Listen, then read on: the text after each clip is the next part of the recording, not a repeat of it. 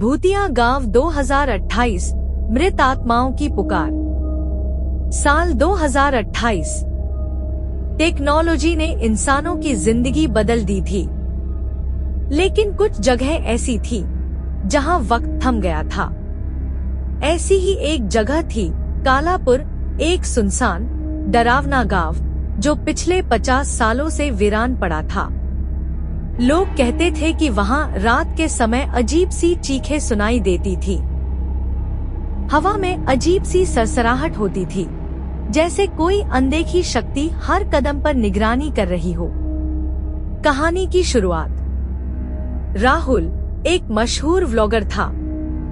उसे डरावनी जगहों पर जाकर वीडियो बनाना पसंद था।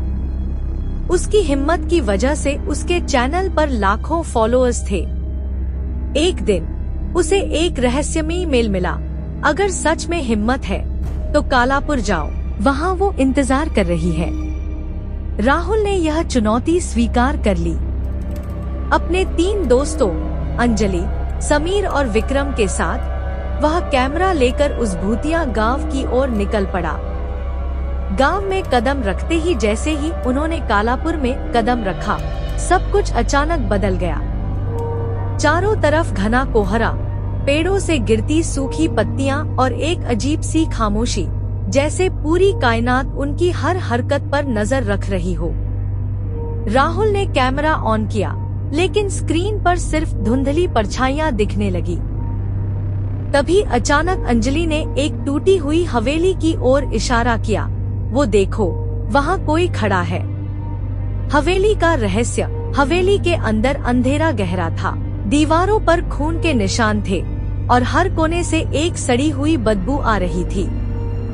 अचानक समीर को एक फटे पुराने दर्पण में एक परछाई दिखी, एक औरत की, जो सफेद साड़ी में खून से सनी हुई थी। तुम यहाँ क्यों आए हो? एक डरावनी फुसफुसाहट गूंजी।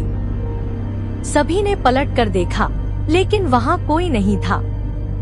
गांव का सच सामने आया। आखिरकार गांव के आखिरी बुजुर्ग से सच सामने आया। 50 साल पहले एक औरत रोहिणी, जिसे गांव वालों ने चुड़ैल समझकर जिंदा जला दिया था, उसकी आत्मा बदला लेने के लिए आज भी वहीं फंसी हुई थी। जो भी इस गांव में आता है वो लौटकर नहीं जाता। बुजुर्ग की यह बात सुनकर सबके रोंगटे खड़े हो गए। डरावना अंजाम। रात होते ही हवेली से अजीब आवाजें आने लगी। कैमरा अपने आप रिकॉर्ड करने लगा। तभी अचानक अंधेरे से वो सफेद साड़ी वाली रूह प्रकट हुई। उसकी आंखें खून से लाल थी और उसके मुंह से सिर्फ एक ही शब्द निकला, मौत। विक्रम को सबसे पहले खींच लिया गया। उसका शरीर हवा में लटकने लगा और एक झटके में गायब हो गया। राहुल ने कैमरा उठाया और भागने की कोशिश की, लेकिन हवेली के दरवाजे अपने आप बंद हो गए। चारों तरफ गूंजने लगी रोहिणी की हंसी, अब कोई नहीं बचेगा। अंत या नई शुरुआत? अगली सुबह सिर्फ राहुल का कैमरा मिला। उसमें आखिरी रिकॉर्डिंग थी। राहुल का डर से कांपता चेहरा और पीछे से आती वो सफेद साया। आज भी अगर कोई उस वीडियो को देखता है तो उसके कमरे में अचानक ठंडक महसूस होती है। और कभी-कभी आपको भी वही आवाज सुनाई दे सकती है, तुम यहाँ क्यों आए हो? अगर आप भी इस वीडियो को देख रहे हैं तो संभल कर रहिए, क्योंकि रोहिणी अब भी किसी नए शिकार की तलाश में है।